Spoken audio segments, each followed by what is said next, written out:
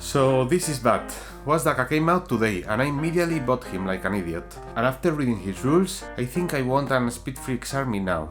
Which was not the plan at all, but now I'm looking at vehicles and my wallet is suddenly in danger. So let's paint the model that may have just derailed this entire army project.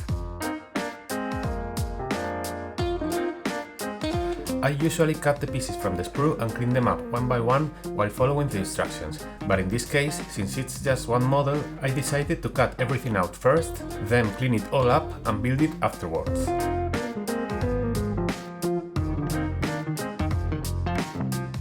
I wanted to be quick here, so I could focus most of my time on the paint job and still get this video out as soon as possible.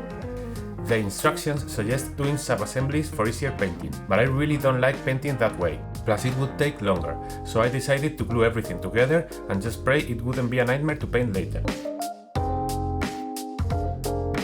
For the base, I glued a lot of pieces of cork all over the surface to resemble volcanic rocks, or something like that.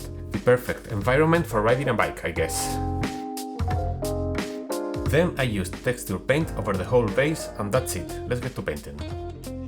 I primed the whole model black and then gave it an all-over coat of this dark brown across the entire surface.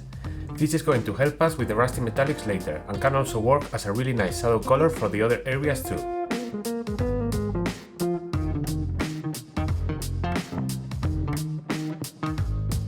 While doing this, I added a drop of red paint into the airbrush mix to base coat the base at the same time. I also used this reddish mix on the Ork Skin because I thought it could contrast nicely with the green later on. I wanted the main color of the bike to be yellow, and after clogging the airbrush and making a complete mess on my desk, I decided to at least use it to get the first coat down and save some time. I tried to be as precise as possible, but some overspray was inevitable. No problem. I decided to give the yellow another coat with the brush to make it more vibrant, since the airbrush tends to desaturate the colors a little bit. But honestly, this was still pretty fast overall, and I think using the airbrush for the first coat was definitely worth it. Then I cleaned up all the yellow overspray using my original brown color. And I used black on the leather jacket and pants, as well as on the bike wheels. Now we have a solid base for the paint job. Here comes the fun part. I used a sponge with the same dark brown on all the edges of the yellow armor plates, giving them a heavily weathered look.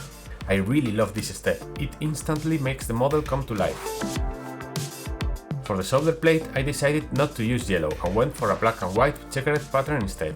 I tried to make the checks as even as possible, but I didn't spend too much time perfecting them, because I knew I would hide most of the mistakes with weathering later anyway.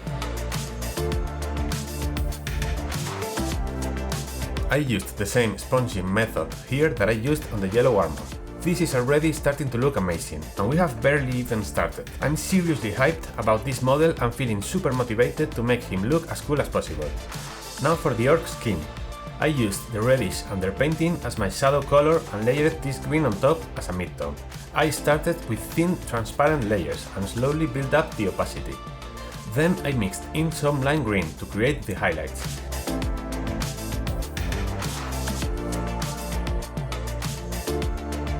Then I used pure lime green. This is the same recipe I've been using for the rest of my army, but this time I'm using more layers to make the transitions smoother.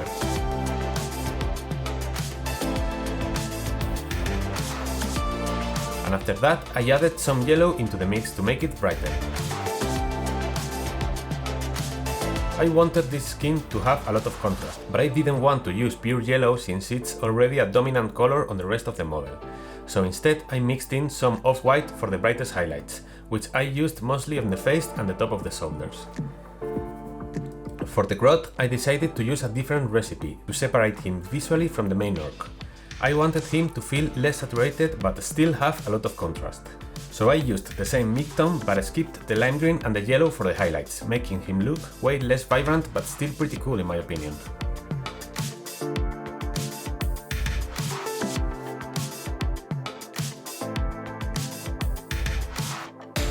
Here you can see the difference between the two of them.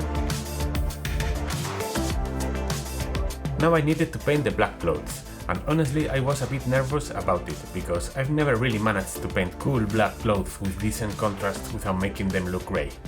The key seems to be leaving a large area fully black and only highlighting the wrinkles and edges with brighter greys. I tried to follow the box art as a reference here, and honestly I think it worked out great. I would even say it looks like glossy leather, which is exactly what I was going for. Then I painted his glasses red and added a small white reflection. And I used these yellow tones to paint his teeth.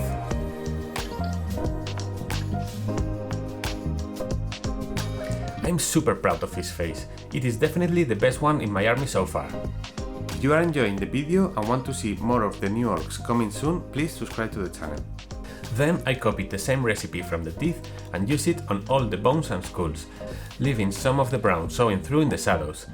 And there are really a lot of bones and skulls on this model, so this part took a while, but thankfully it was pretty easy. For the Space Marine helmet, I went with Blood Angel colors, just to follow the Armageddon theme and because red would work nicely as an accent color in the skin.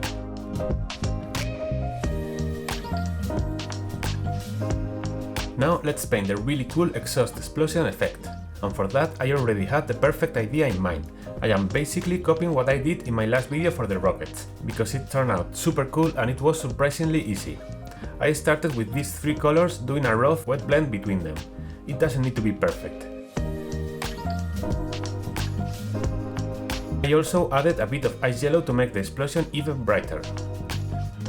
Then I picked this grey color and dry brushed it over the whole effect, leaving some of the vibrant colors visible underneath but covering most of it in smoke. And finally I did a lighter dry brush with brighter grey, and that's it. We're almost done, just a couple more details left. There is also this poor guardsman on the floor that needed some paint. I really love this kind of tiny details on miniatures. You might have noticed that I left all the metallic areas unpainted until now. That's because I'm going to create a super rusty look on all these areas by combining these two dry pigments.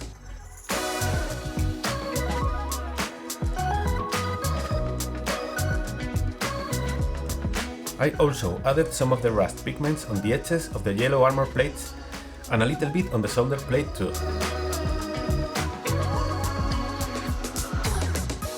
While that was drying, I did a quick dry brush over the whole base and used this sienna pigment all over it.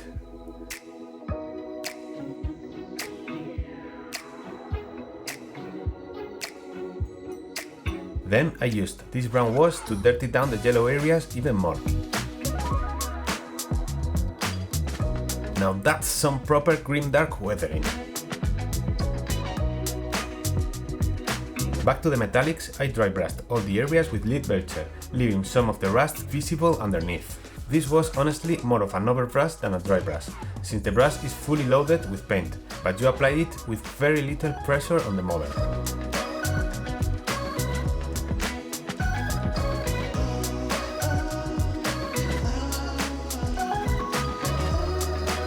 Then I used a lighter metallic on the upward facing area.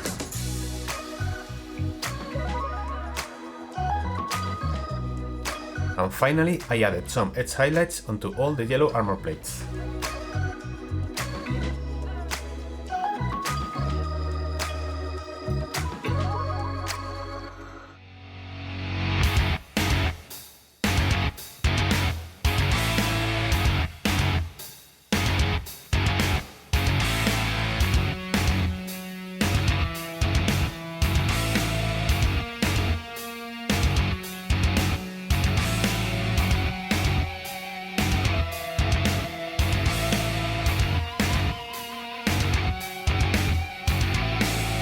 Honestly, this was way too much fun to paint, and the worst part is, I think this model changes the direction of my army, because now I can't stop thinking about vehicles, which is perfect, because we might have 6 death copters coming to the channel soon.